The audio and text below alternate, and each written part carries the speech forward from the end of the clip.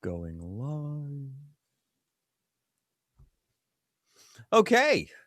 Good afternoon, everybody. I'm Richard Maxwell of the Arcadia High School Creative Musical Arts and Sciences program. Once again, we are here on a Friday afternoon, a little bit later than usual. Normally, there's here at 2:30 p.m. local time. Today, we're at 3:30 p.m. local time for our weekly podcast. I am joined by Haley and Riley and plus one.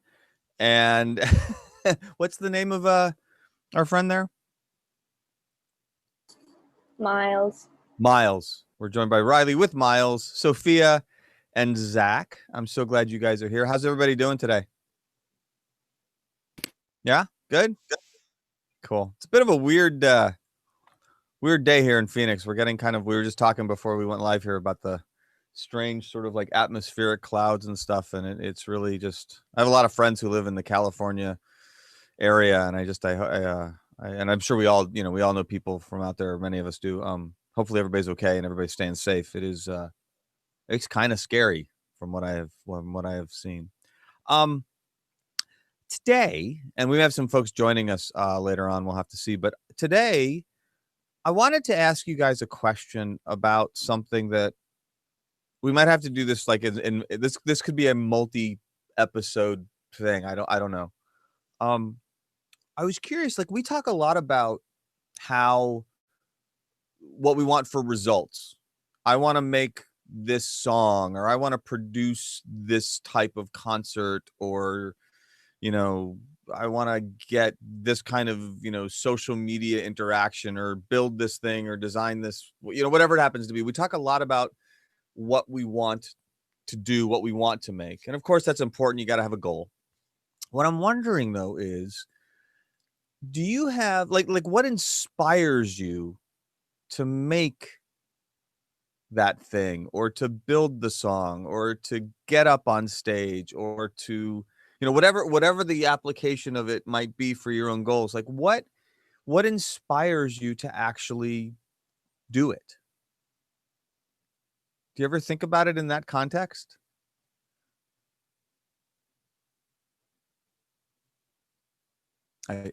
I've stumped the panel. I mean, for me, to kind of like create something, I go through my brain and kind of like pick out things that has happened in my life, or just stuff like that, and that's how like I can actually sit down and create something, because I have it in my head already. Okay. Do you have certain, like, I know you've said, like, because you've done pretty much all of our shows so far this year, and are continuing to do so. Side note, she's trying to beat Bonham for the most appearances in these events, which is awesome. Oh, we lost Haley. Hopefully she will join back in a second. Her Wi-Fi may have gone down. Oh, there she is. She's back. Good. Okay, she's back. All good. So Sophia, I'm curious. You've mentioned on several occasions having like certain artists that you really like to listen to, or that you really like their songs and stuff. Do you find those artists to be particularly influential on your own process, or what you might create? Or is it more just like it's kind of cool just to have that as a sort of reference if you want it? No, yeah, very much actually. Okay. Like, you kind of, when I listen to like, I don't know, just bands or a person, whatever, I always like, they have like different stuff they use, and like I want to use that, or like I want to create something that kind of sounds like that. Can you give me an example of maybe an artist or a band that you've been compelled to? They say imitation is the highest form of flattery, so it's not like it's a bad thing. I'd say Harry Styles, definitely. Okay, I know. I was kind of expecting that, because you've mentioned him on more than one occasion. So just to, without getting too far into the weeds on it though, what is it about Harry Styles that gets you inspired or creative or excited about making stuff? Well, he has like this sort of like his own thing that nobody really does. Like, he can create something and it just comes out so beautifully, and like I don't know, I kind of want to aspire to do something like that. Okay, that makes sense. I mean, that's really good too. I mean, it's important, I think, to have a reference for where you're headed. Um, not to say every single time, or not that you want to duplicate somebody else's success. I have a former student who is brilliant in their own right, um, but who's very recently kind of captivated by, of all things, Taylor Swift and her success. And not in a bad way, but just kind of like almost got wrapped around the idea of, well, my goodness, like I could never be on that level, and sort of discounting the fact that Taylor Swift can't be on Taylor Swift's level. Like that's like she's a product. Don't get me wrong. I am actually a Taylor Swift fan. I think she's awesome, but she's also, and I think she'd be the first to admit, part of it is a product of circumstance and being in the right place at the right time, and everything has to come together. And it's not like, because it's not like she's the only brilliant singer songwriter out there. I mean, there's lots of them, but it is interesting to kind of think about it from that other perspective. What about the rest of you? Who do you look up to? Who inspires you to make stuff? And it could be in any art form. I know, for example, Riley, you are definitely a multifaceted artist. I mean, are there people, or are there things that you can like reliably count on to get you in that headspace? I like smaller artists and bands, Okay. like Pepper. All right. I've been to a couple of their live shows and I listen to their music, and they just have so much fun. Okay. And I think I don't really ever want to get on a super high level, like say Taylor Swift. We should all have her problems, though. I mean, just to be fair, Yeah. in some respects. But okay, Um, but why not? If I can push that point a little bit, why not? Probably for me, I can't handle that level of fame. I don't want that Okay. many people knowing who I am. Okay, that's fair. And I don't know, that's like grade A level celebrity. Sure. Everybody knows who you are, everybody knows who your life is, what's going on with you at all times. And Yes. I don't know, it just sounds exhausting. It is. Yeah, I think it's interesting. You mentioned that it's interesting. Like, I feel like if there's only one universal in nearly every single biography, like documentary ever made about any artist of any genre, of any art form, they seem to always talk about the fact that exactly the word you used. It's exhausting sometimes. And like we all Yeah. think, we're all like jealous of the things that they have access to or the things they can go and do. Mm-hmm. But at a certain point, it's like I just like to be able to maybe go down the street and go grocery shopping, and I can't even do that. Yeah, You know? exactly. Or you hear stories about like, I wanted to take my kid to school, and just how that can all get kind of crazy. Although it does seem like it's a little bit better now. I mean, it seems like it goes in cycles, maybe. I don't know. But you do have a valid point. You mentioned the band Pepper, I think you said. Mm-hmm. Okay, so they are. I'm going to speak in generalities. An indie band, let's say, right? We're going to use that term just to describe them. I know that word may or may not apply specifically, but the point being, we're not talking about like a major record label. We're not going to, like you said, they're on a smaller Yeah. tier, a lower tier, right? Here's my question for you. You're a pretty big fan of this band? One of your Yeah, favorites? I think their music is great. Awesome. And I'm not doubting that at all or judging it. I'm just trying to make sure I frame this question correctly. Let's say it's, I don't know, 2021, 2022, and for whatever reason, all of a sudden they are huge. Okay? They hit the jackpot in terms of popularity, album sales, concert tickets, whatever. And now everybody around you is suddenly the biggest fans of them as well. Mm-hmm. Do you think, and I don't know, I know you pretty well now after all these years, that maybe you're not the right person to ask this because you're too nice. But can you see a scenario where fans of that band that were fans of them early on might suddenly decide they don't like the band anymore? Oh Simply yeah, because of the definitely. popularity? Yeah, 100%. I mean, you have, especially people my age, Mm-hmm. complete contrarians. And so, whatever everybody likes, they're not going to like, even if it's, in the past could have been their favorite thing. So even if the band doesn't, so what you're saying is that even if the art itself doesn't change, if it's simply if it crosses a certain popularity threshold, let's call it, mm-hmm. that automatically makes them less than they were for some Personally, people, to me, right? no.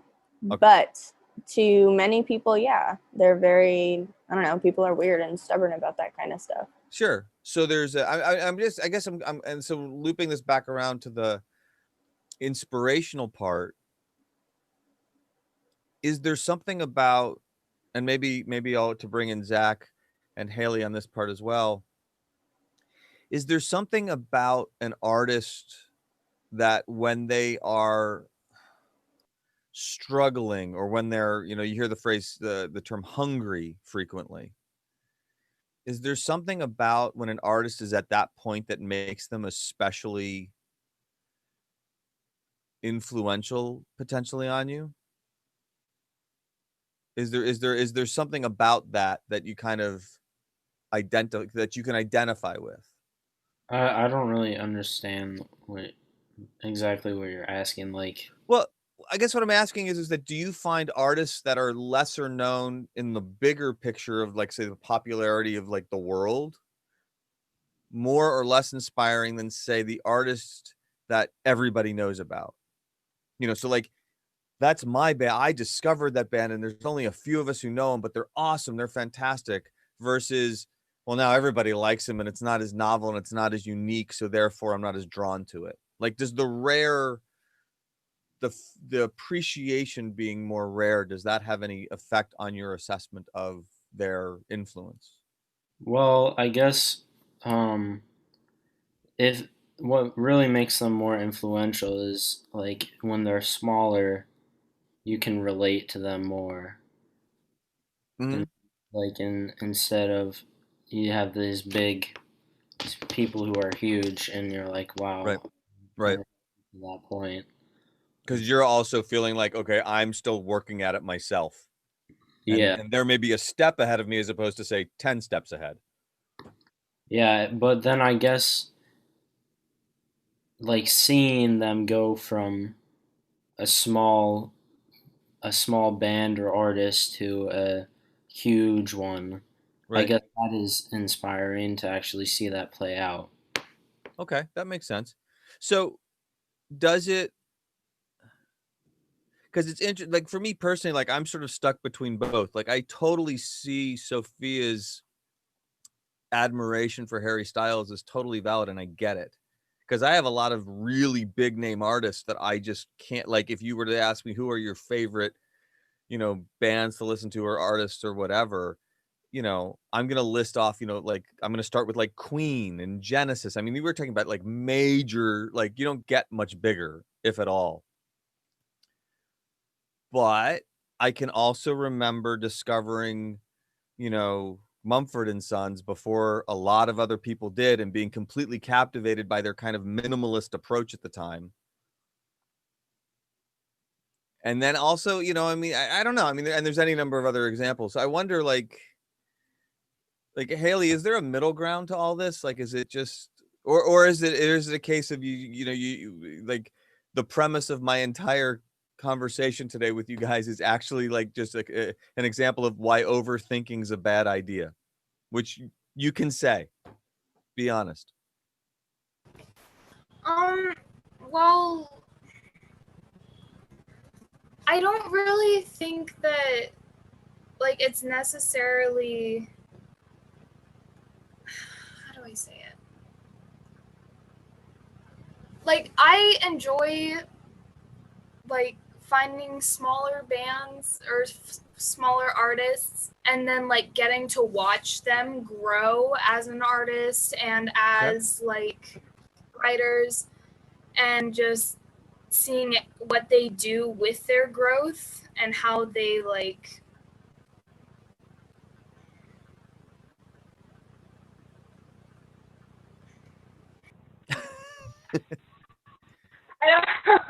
No, that's okay. No, But but I see your. I think I see what you're really. The idea of watching it evolve in front of you, like you're seeing it happen in real time. Yeah. Yeah, But I can appreciate that. Yeah.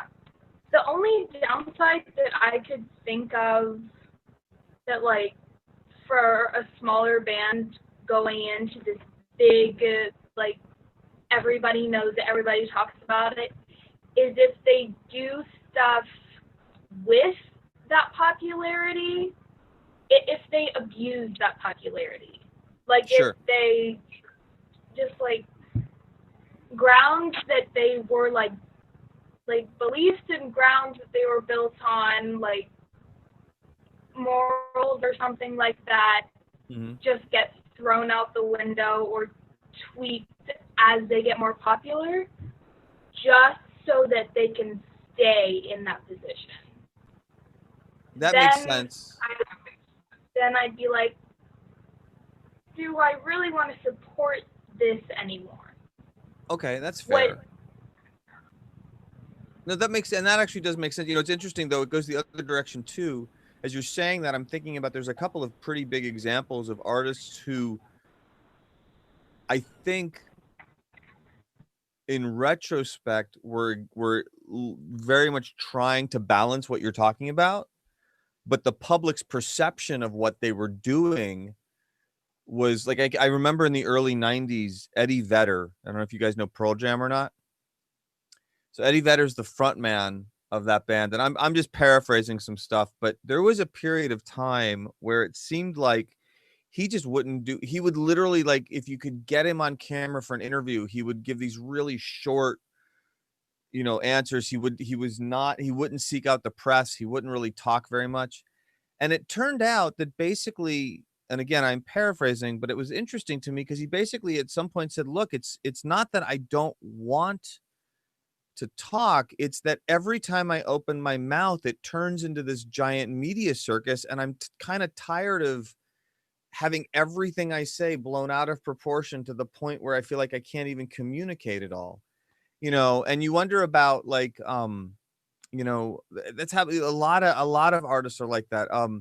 The story goes that John Lennon, the specific reason he moved to New York City in the 1970s after the Beatles broke up was largely because he felt like that was the only place on the planet that had enough things happening where he could actually get out and just be John Lennon, the person, not John Lennon, the then former Beatle. Like, he could just live and be himself. Which I think is very, very interesting to think about, the fact that, kind of back to what you guys were saying earlier, where it's like, the idea of being able to just sort of do what you want to, it's just all kind of, it gets all very convoluted. Let me ask you a second question real quick here related to this. Do you find that you need certain, like, certain spaces make you feel more creative, or do like some people, they need a certain room, or they need the room lit a certain way, literally? Or I know a lot of musicians are like, I need, I have a Jeff Downs and John Wetton, before he died, a very influential, wonderful songwriting team, talked about this. They had a magic piano, they called it. And it seemed like if they could sit down at their, quote, magic piano, it literally generated so many hits over the years for them. Like, I mean, just a ton of these Wetton Downs songs that just went on to be huge successes. So certain instruments or certain things, or are there certain elements that you feel like if you have them in place, you're more likely to get something that you feel good about? I guess just like being outside. Mm-hmm. I feel like when I'm outside, I just get a lot more done and I'm able to focus more. That's fair. I actually have to say, I feel bad because I know yesterday, and I would imagine today, if yesterday had been an issue, you wanted to actually do the show from outside, but because of your Wi-Fi connection, you had to come inside. But Yeah. I guess my point is just that there's definitely, like, I know you're absolutely, that's a thing for you. Mhm. Anybody else? Do you have certain? I would Anything? agree with being outside. Yeah. Yeah, like the majority of the stuff I write has come from me being outside. But honestly, I feel like it depends on the person. Like, Okay. for me personally, I can just sit in my room and take a look at an object and decide I want to write a song about something.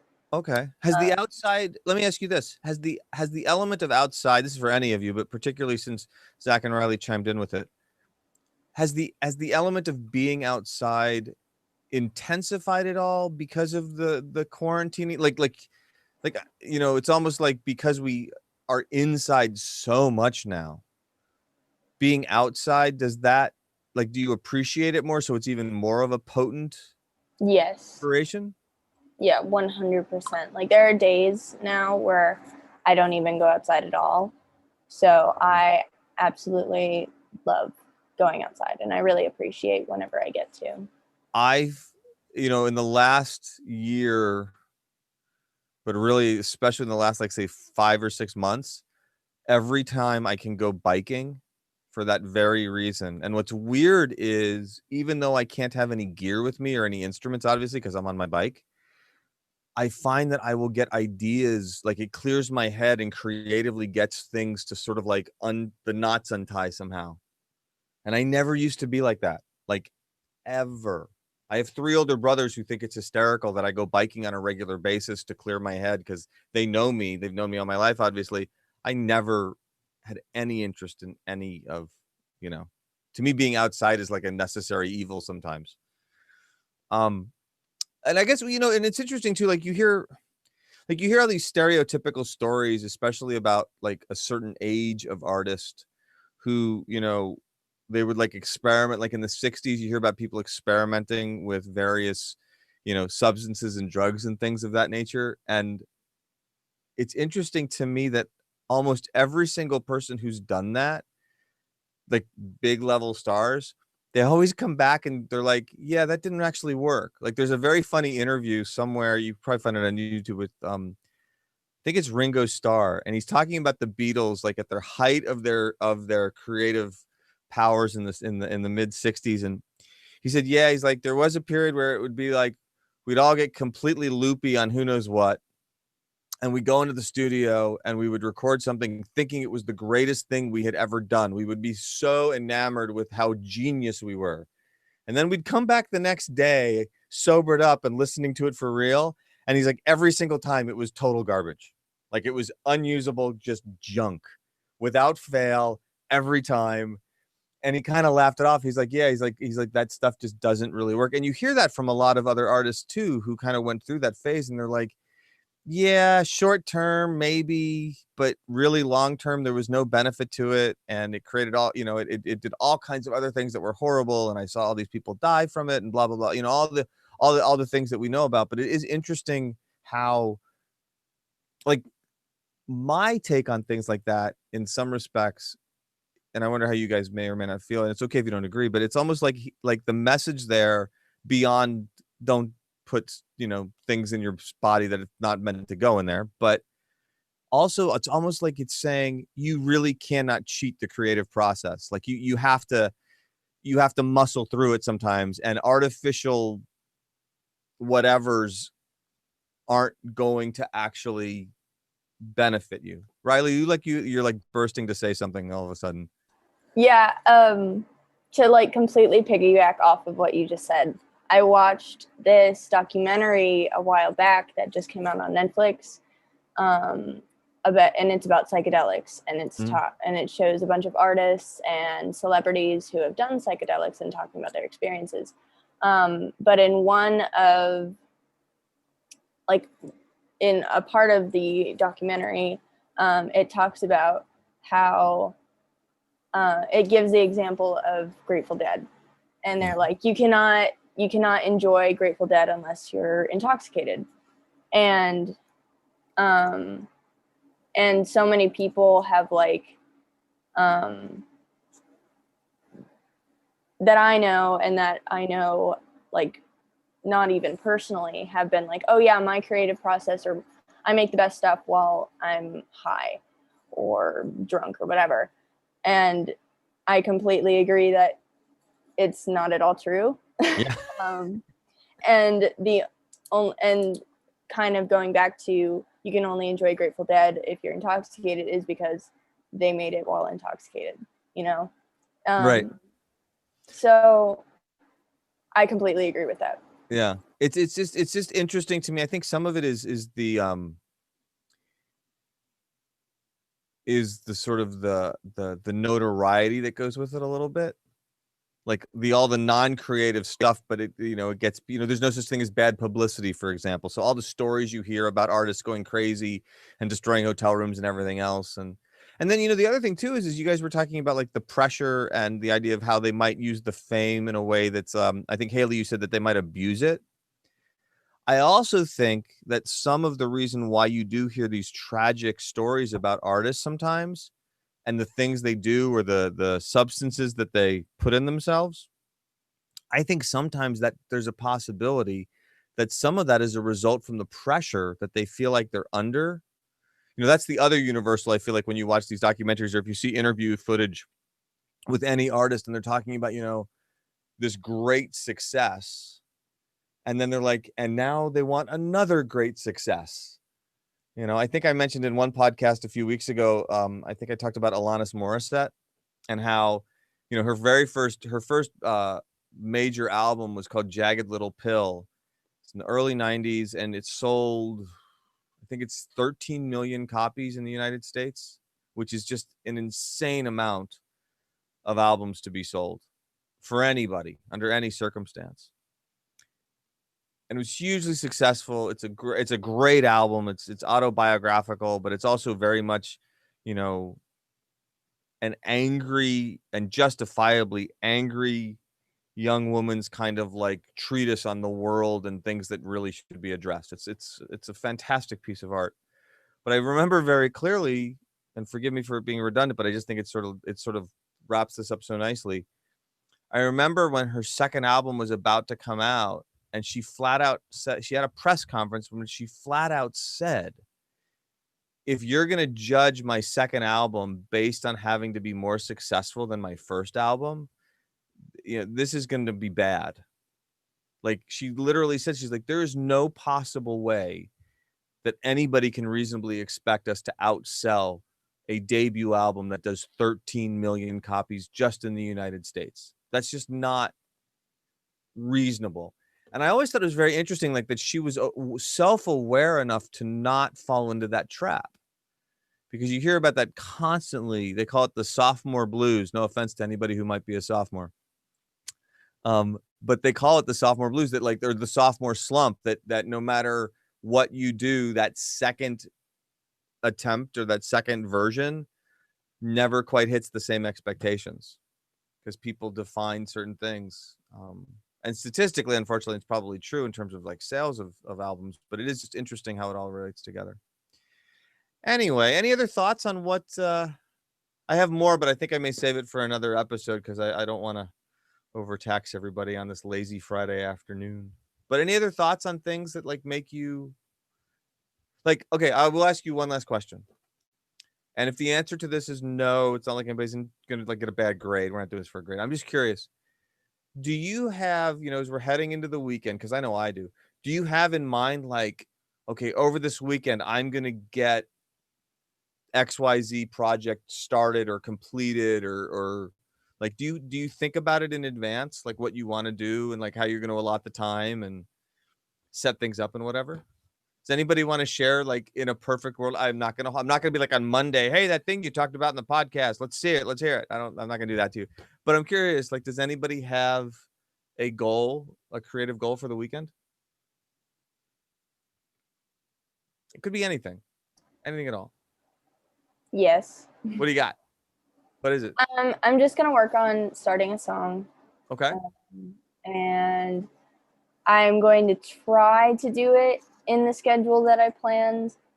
Most of the time I feel like the majority of the stuff that clicks is unplanned, but I'm working on trying to schedule a lot more. It's worth trying. And I know you and I have talked separately about the 100 song idea. You write 100 songs in the hope that you get, maybe if you're lucky, you get a dozen. That's a lot out of 100 that are really good. But sometimes it's good just to write, that's cool. Anybody else got a goal for the weekend creatively? Well, I'm in the middle of my big project. Which Um, I'm excited for. yeah, it's gonna be good. I'm really, really happy about it. But Good. I'm like halfway through the process. I have like half of the lyrics done already, so I just need to like figure out, the rest of the lyrics, and then I need drums, which I do not have. I don't play drums, so I got to figure that out. And Aren't you lucky that we've got a whole bunch of people who do that would be more than happy to play on your song? yes, You and know, then and then I'm probably gonna end up doing piano too. okay. So I have to figure out how to put it all together. So Sure. Well, and it's interesting. Two things. First of all, I was going to say that there's, sometimes you think of it as a liability when you have to pull somebody else into like a drummer or something else. On the other hand, when you do that, you're automatically creating a scenario where now you're that much closer to, hey, I want to do this live and I've already got my drummer. Okay, good. He knows the song or she knows the song, and then you can add more people. So that actually can be helpful. The other thing is, and I know well, Riley's been around for a few years, so she'll probably remember this because I talk about it frequently, but it's interesting to me how as you work more and more on a particular project, no matter how well it's going, it's kind of like if you had a floor covered with random pieces of paper and half of them are red and half of them are white. And so you start to flip over all the red ones, right? And eventually, and what's weird is when you first look at it, it's just a mishmash. You just see kind of red and some white and some here and some there, and it doesn't really have a pattern, and you're not really necessarily drawn to a particular piece of paper. You just kind of see it all as a big thing that you're going to eventually sort through. And then as you start flipping over more pieces and more pieces, and there's less and less red, the irony is that you become more and more laser focused on the last remaining piece of red paper. And sometimes it can be unbearably or seemingly unbearably difficult to figure out how to turn that last one over. Like you get, like the closer you get, it's like it's trying to keep itself away from you that much more intensely or something like that. But on the other hand, if anybody can do it, you can. So I'm excited to see what that result says. That's cool. Who else has got a goal for the weekend? Anything? It's okay if you don't. I'm just curious. I just I'm gonna make a track a day. Cool. Very cool. In fact, actually, you sent me one just before we started today, so I'm excited to listen. That's going to be one of my goals, is to listen to it. I also love the fact, Zach, that you're kind of in this stage right now where you're just ideas are just happening and you're getting out of the way and just getting them down. And it seems like you're worrying about if they're any good later, which is the way you should do it. Just let the ideas keep flowing, man. That's awesome. Yeah, I kind of just make melodies and pick out instruments and see what sounds good, and if something sounds good, I just choose it. And so many people discount that process as being almost silly, but literally that's all it is. Does it sound cool? Do it more. If it doesn't, change something until it does sound cool. I mean, it's weirdly simple, and yet, as you all know, mind-numbingly hard to do. Haley, what do you got? I don't really have anything creative planned for this weekend, but then again, most of my creative processes are just like, hey, this thing popped up in your brain, go tinker with it. There you go. So, and never really plan stuff. It's okay. I think the fact that you're aware enough to know the possibility of how something could just kind of jump out at you, that's part that in a weird way, that's planning too. Knowing that, okay, well, that means I'm gonna now go and do some stuff. That's all good stuff. I'm excited to hear what you guys come up with. This has been very cool. I love talking to you guys. I'm excited for, I don't want to jinx anything, but in the next weeks, we're going to be able to do these, granted at social distance, but at least we'll be able to do them in the same room. That'll be kind of cool. That'll be more than kind of cool. It'll be a blast. I definitely miss being able to work with you guys in person, but it's coming soon. It's definitely coming soon. And with that, I think we have hit the end of our episode. I want to thank Riley and Zach and Sophia and Haley for joining me on this lovely Friday afternoon. And we will be back next week at arcadiacmas.com with another show on Thursday at 2:30, as well as another podcast on Fridays again.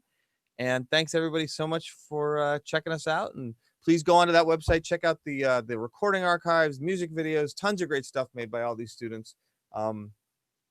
This is a great gig. I am truly honored to be able to work with these folks. Okay, we will see you all very, very soon. Have a great Friday.